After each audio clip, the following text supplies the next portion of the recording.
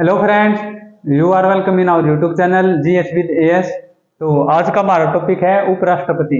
आज की वीडियो में हम उपराष्ट्रपति के बारे में पढ़ेंगे, उसके क्या क्या कार्य होते हैं और उपराष्ट्रपति से जुड़े हुए जो भी क्वेश्चंस एग्जाम में पूछे जाते हैं उनको भी हम डिस्कस करेंगे। तो शुरू करते हैं। सबसे पहले कि जो उपराष्ट्रपति का पद है वो हमारे देश में क्यों बनाया गया। ठीक है, इसी तरह से हमने राष्ट्रपति का पद पढ़ा था कि वो हमारे देश में राष्ट्रपति की जरूरत क्यों पड़ी।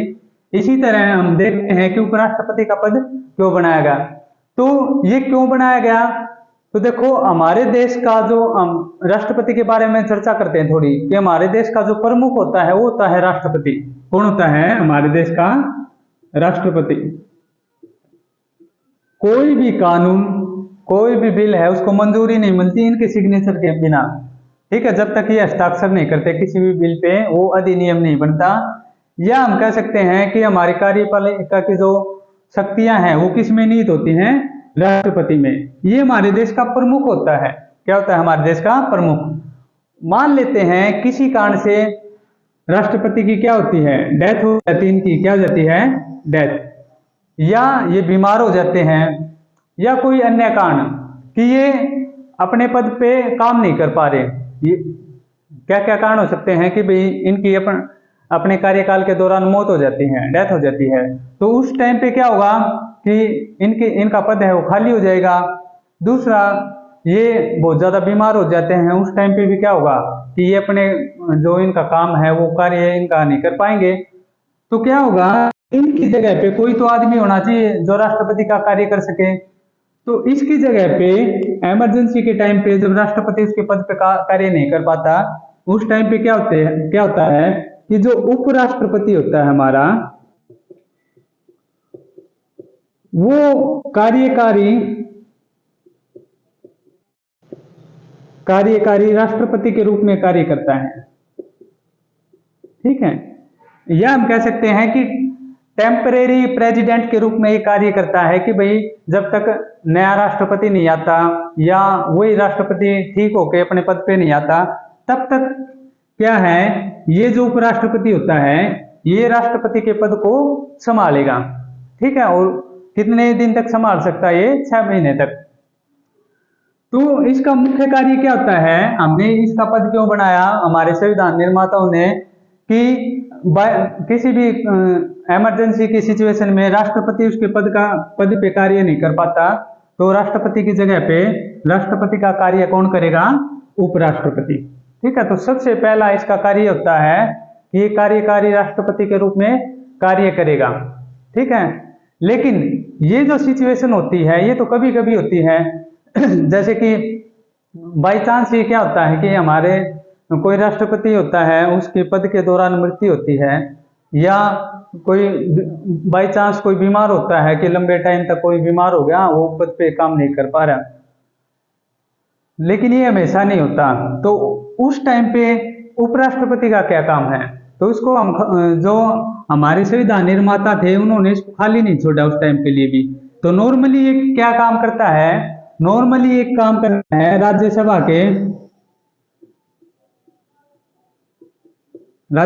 के सभापति के रूप में। ठीक है, तो इसका दूसरा कार्य क्या होता है? ये राज्यसभा के सभापति के रूप में कार्य करता है। ठीक है, तो पहला कार्य क्या है जो इसका मेन है कि राष्ट्रपति मौजूद नहीं है उस टाइम पे क्या करेगा? ये राष्ट्रपति का कार्य करेगा। ठीक है, लेकिन ये तो कभी कभी होता है कि राष्ट्रपति अपने पद पे मौजूद नहीं होता, सामान्यतः ऐसा नहीं होता। ठीक है, तो जब राष्ट्रपति अपने पद पर रहता है, वो जिंदा भी है, बीमार भी नहीं है, अपना काम वो कर रहा है, उस टाइम पे इसका क्या काम होता है? उस टाइम पे इसका काम होता है राज्यसभा के सभापति के रूप में कार्य करता है। ठीक है, तो इसके दो कार्य याद रखना आप। क्या क्या? एक तो कार्यकारी राष्ट्रपति का कार्य के रूप में कार्य करता है, दूसरा राज्यसभा के सभापति के रूप में कार्य करता है। ठीक है, इसके बाद इसका जो रैंक है वो कौन सा है? रैंक है हमारे देश में वरीयता में, जैसे कि भाई हम सीनियरिटी में देखते हैं तो सबसे जो पहला रैंक होता है वो किसका होता है? राष्ट्रपति। किसका होता है? राष्ट्रपति का। तो राष्ट्रपति के बाद दूसरा जो रैंक होता है वो होता है उपराष्ट्रपति का। या हम ऐसे भी कह सकते हैं हमारी आम भाषा में कि हमारे देश में सबसे मेन प्रमुख पहला व्यक्ति राष्ट्रपति होता है और उसके बाद कौन होता है, उपराष्ट्रपति। तो इसका जो वरीयता के क्रम में इसका कौन सा रैंक होता है, कौन सा नंबर होता है, दूसरा। ठीक है। और ये जो उपराष्ट्रपति का पद है हमने कौन से देश के संविधान से लिया है, तो ये हमने लिया है यूएसए के संविधान से।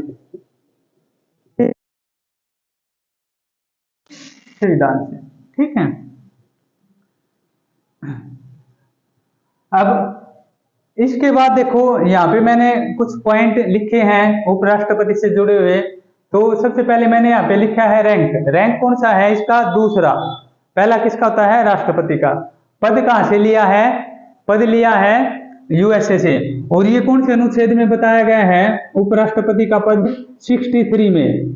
कौन से अनुच्छेद में बताया गया है, 63 में। और ये राज्यसभा का सभापति होगा, ये कौन से अनुच्छेद में बताया गया है, ये बताया गया अनुच्छेद 64 में। ठीक है, राज्यसभा का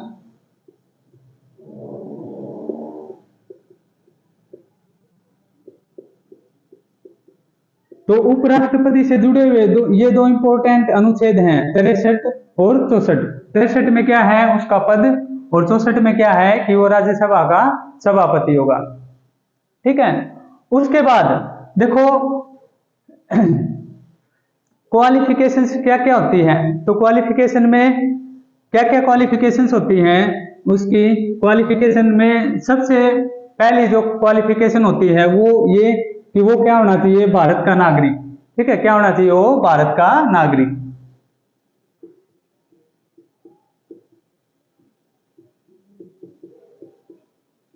दूसरी क्या योग्यता होनी चाहिए उसके पास, दूसरी योग्यता होनी चाहिए कि वो कम से कम 35 साल का हो। तो ये राष्ट्रपति में भी पहली योग्यता थी, और ये भी दूसरी भी कि राष्ट्रपति पद के लिए भी कितनी उम्र चाहिए, कम से कम 35 साल। तो उपराष्ट्रपति में भी कितनी उम्र चाहिए, कम से कम 35 साल। तीसरी योग्यता क्या होनी चाहिए, तीसरी क्वालिफिकेशन कि वो किसी लाभ के पद पर ना हो, लाभ के पद पर न हो। ठीक है। और चौथी जो क्वालिफिकेशन है वो क्या है, अब ये जो 3 क्वालिफिकेशन है ये तो लगभग हमारे देश की आधी से ज्यादा जनसंख्या में मिल जाएगी कि वो भारत का नागरिक तो सभी हैं, फिर 35 साल के भी हो जाएंगे सभी। और क्या है कि लाभ के पद पर सरकारी नौकरियां भी बहुत सारे ऐसे लोग हैं जिनके पास नहीं होती, बहुत सारी जनसंख्या हमारी। तो ये 3 जो क्वालिफिकेशंस हैं ये तो भारत की आधी से ज्यादा जनसंख्या के पास मिल जाएगी, तो सब उपराष्ट्रपति का चुनाव लड़ लेंगे। लेकिन जो सबसे इंपॉर्टेंट योग्यता है वो क्या है, वो ये है कि जो भी उपराष्ट्रपति के चुनाव में भाग लेंगे उनमें से 20 सदस्य तो उनके नाम को प्रस्तावित करेंगे। ठीक है। और 20 ही सदस्य क्या करेंगे, उनके नाम का अनुमोदन। ठीक है। तो 20 लोग तो क्या करेंगे, प्रपोजल करेंगे 20, और 20 उनको क्या करेंगे, अप्रूव करेंगे। तो ये जो योग्यता है ये इंपॉर्टेंट है कि ये 20 कौन है, ये 20 वो हैं जो उपराष्ट्रपति के चुनाव में भाग लेंगे। ठीक है। और उपराष्ट्रपति के चुनाव में भाग कौन लेता है, संसद के सभी सदस्य, वो लोकसभा के सदस्य हो, राज्यसभा के सदस्य हो, वो निर्वाचित सदस्य हो या मनोनीत, दोनों भाग लेते हैं। ठीक है। तो उपराष्ट्रपति के चुनाव में संसद के निर्वाचित सदस्य भी और मनोनीत सदस्य भी दोनों भाग लेते हैं। ठीक है। राष्ट्रपति के चुनाव में ऐसा नहीं था। राष्ट्रपति के चुनाव में कौन कौन भाग लेता था, राष्ट्रपति के चुनाव में लोकसभा के एमपी, राज्यसभा के एमपी, और जो हमारी विधानसभाएं थी उनके एमएलए। और ये सारे के सारे कौन से थे, जो चुने गए थे, निर्वाचित। ठीक है। इनमें से जो मनोनीत किए जाते थे ना, वो राष्ट्रपति के चुनाव में भाग नहीं लेते थे। जैसे राज्यसभा में 12 सदस्य मनोनीत किए जाते हैं, तो वो राष्ट्रपति के चुनाव में भाग नहीं लेते। लोकसभा में 2 सदस्य मनोनीत किए जाते हैं, वो राष्ट्रपति के चुनाव में भाग नहीं लेते। तो राष्ट्रपति के चुनाव में सिर्फ चुने गए सदस्य भाग लेते हैं। और उपराष्ट्रपति में क्या है कि ये तो भाग लेते नहीं, एमएलए होते हैं जो राज्यों के, वो भाग नहीं लेते उपराष्ट्रपति के चुनाव में। सिर्फ कौन भाग लेते हैं? लोकसभा और राज्यसभा के सदस्य। और ये भी कौन से सदस्य हैं? ये दोनों, चुने गए भी और मनोनीत भी। ठीक है, अब देखो यहाँ पे मैंने लिखी है क्या क्या योग्यताएं हैं कि भारत का नागरिक हो, 35 वर्ष उसकी उम्र हो, राज्यसभा के सदस्य निर्वाचित करने की योग्यता हो। तो राष्ट्रपति के चुनाव में जब हमने पढ़ा था तो हमने पढ़ा था कि राष्ट्रपति के चुनाव के लिए क्या योग्यता होनी चाहिए कि वो लोकसभा का सदस्य बनने की योग्यता रखता हो। लेकिन उपराष्ट्रपति में क्या है कि वो राज्यसभा के सदस्य निर्वाचित होने की योग्यता रखता हो। राष्ट्रपति में यहाँ पे लोकसभा आएगा कि वो लोकसभा के सदस्य बनने की योग्यता रखता हो। ठीक है, लाभ के पद पे ना हो और वो किसी सदन का सदस्य ना हो। क्या ना हो? वो किसी भी सदन का सदस्य। ये क्वेश्चन ये आप याद रखना कि जो उपराष्ट्रपति होता है वो ना तो लोकसभा का सदस्य होता, ना ही वो राज्यसभा का सदस्य होता। राज्यसभा का वो सभापति जरूर होता है लेकिन वो उसका सदस्य नहीं होता। ठीक है, तो ये क्वेश्चन पूछा जाता कई बार कि जो उपराष्ट्रपति होता है क्या वो राज्यसभा का सदस्य होता है या नहीं? तो वो राज्यसभा का सदस्य नहीं होता, राज्यसभा का सदस्य नहीं होता। ठीक है, और ना इसको वोट डालने का अधिकार होता। लेकिन कभी अगर ऐसी सिचुएशन आ जाती है किसी बिल को लेके कि किसी बिल को लेके 50-50% वोटिंग हो जाती है, ठीक है, कि बिल पास होगा या ना नहीं होगा, उस पे क्या होता है कि 50-50% वोटिंग हो जाती है। उस केस में जो वाइस प्रेसिडेंट होता है, उपराष्ट्रपति होता है, तो उस केस में ये क्या कर सकता है? वोट कर सकता है। ठीक है, तो नॉर्मली ये सदस्य नहीं होता राज्यसभा का, ना इसको वोट डालने का अधिकार होता। लेकिन जब सिचुएशन ऐसी 50-50 बन जाती है उस केस में क्या होता है कि ये वोट डाल सकता है। ठीक है, और क्या करना होता है इसको कि 15,000 की जब चुनाव लड़ेगा, कोई भी उम्मीदवार चुनाव लड़ता उपराष्ट्रपति को, तो कम से कम उसको 15,000 की जो जमानत राशि है वो आरबीआई के अंदर जमा करवानी पड़ती है। राष्ट्रपति में भी इतनी जमा करवानी पड़ती है। और अगर कुल वैध मतों का 1/6% नहीं मिलता तो ये जो राशि होती है ये जब्त कर ली जाती है, जिसको हम क्या कहते हैं कि इसकी जमानत जब्त होगी। जमानत जब्त होने का मतलब यही होता है कि जो अमाउंट हम जमा करवाते हैं वो वापस नहीं दिया जाता। ठीक है, अब इसके बाद चुनाव, जो इलेक्शन है राज्यसभा का, जो सभापति है या जो उपराष्ट्रपति है उसका चुनाव कैसे होता है? तो उसका चुनाव भी उपराष्ट्रपति की तरह ये कैसा होता है? जनता भाग नहीं लेती, अप्रत्यक्ष और गुप्त मतदान होता है इसका। कैसा मतदान होता है? गुप्त मतदान होता है, अप्रत्यक्ष होता है ये भी। ठीक है, और इसमें लोकसभा प्लस राज्यसभा के दोनों सदस्य निर्वाचित प्लस मनोनीत। ठीक है, तो ये भाग लेते हैं।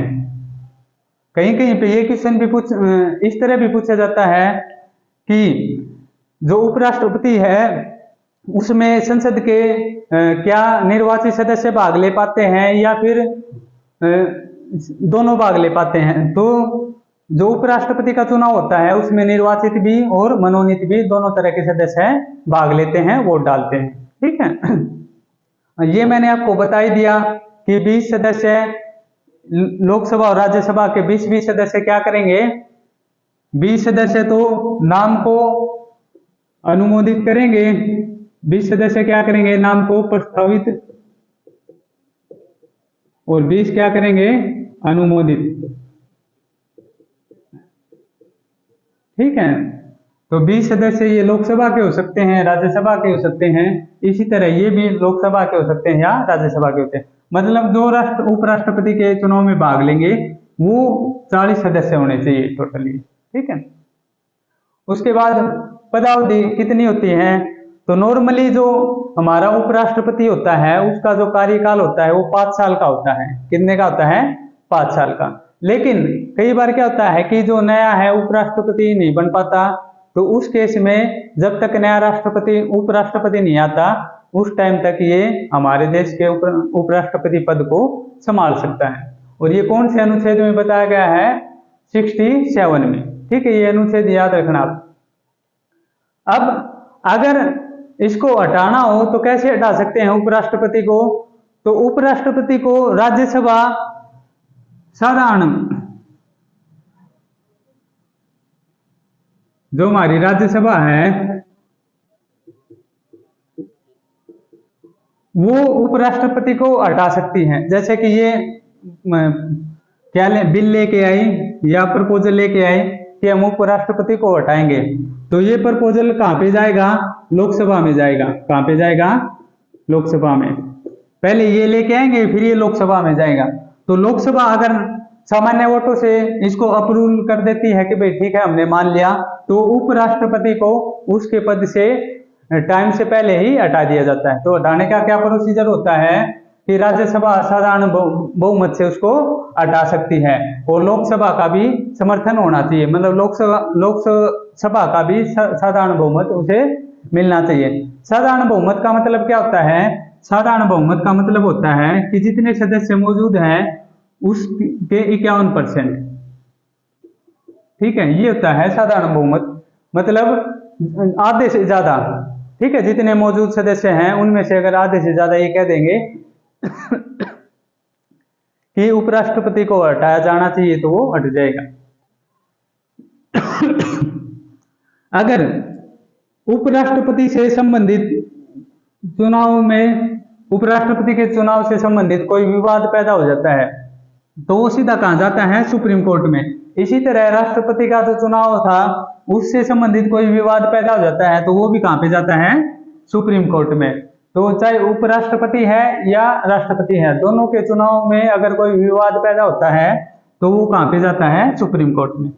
शपथ तो शपथ कौन से अनुच्छेद में बताई गई है? 69 में। कौन से अनुच्छेद में बताई गई है? 69 में। तो उपराष्ट्रपति को शपथ कौन दिलाता है? राष्ट्रपति। कौन दिलाता है? राष्ट्रपति। हमारे देश में बहुत सारे ऐसे पद हैं जिनको शपथ कौन दिलाता है? राष्ट्रपति। उसके बाद वेतन कितना होता है? तो वेतन होता है उपराष्ट्रपति का 4 लाख। कितना वेतन होता है? 4 लाख। ठीक है, तो ये जो वेतन होता है ये भारत की सिंचित निधि से दिया जाता है। कहां से दिया जाता है? भारत की सिंचित निधि से। हाँ, एक बात और याद रखना आप कि ये जो वेतन है 4 लाख रुपए, ये उपराष्ट्रपति को उपराष्ट्रपति पद के लिए नहीं दिया जाता। ये वेतन उसको किस लिए दिया जाता है? ये वेतन उसको राज्यसभा के सभापति, राज्यसभा के सभापति के लिए दिया जाता है। ठीक है, तो ये जो 4 लाख रुपए हैं उपराष्ट्रपति को क्यों दिए जाते हैं? कि वो राज्यसभा के सभापति के रूप में कार्य करता है, इसलिए उसको ये वेतन मिलता है। ठीक है, और 1997 में क्या किया गया? पहले है ना, उपराष्ट्रपति जब रिटायर हो जाता था तो पेंशन का प्रावधान नहीं था, लेकिन 1997 से क्या किया कि जो उपराष्ट्रपति है रिटायरमेंट के बाद वो 50% पेंशन का हकदार होगा। जितनी भी उसकी कार्यकाल के दौरान जितनी सैलरी थी उसका 50% रिटायरमेंट के बाद उसको पेंशन के रूप में मिलता रहेगा। उसके बाद शक्तियां क्या है? तो शक्तियां मैंने बताया था शुरू में भी कि अनुच्छेद 64 के अनुसार वो राज्यसभा के सभापति के रूप में कार्य करता है। राज्यसभा जिन भी विधेयकों को पारित करती है उन पे वो साइन करता है और कार्यकारी राष्ट्रपति के रूप में वो कार्य करता है। ये मैं आपको पहले बता चुका हूं। ये कौन से अनुच्छेद में बताया गया है? 65 में। हाँ, एक और बात याद रखना कि उपराष्ट्रपति केवल अस्थायी रूप से ही राष्ट्रपति के पद को ग्रहण कर सकता है। मतलब ये नहीं है कि वो परमानेंट राष्ट्रपति बन जाएगा। जब तक नया राष्ट्रपति नहीं आएगा तब तक ही वो राष्ट्रपति के पद पे काम करेगा, और जब नया राष्ट्रपति आ जाता है तो तब उसको वो पद छोड़ना पड़ेगा। ठीक है।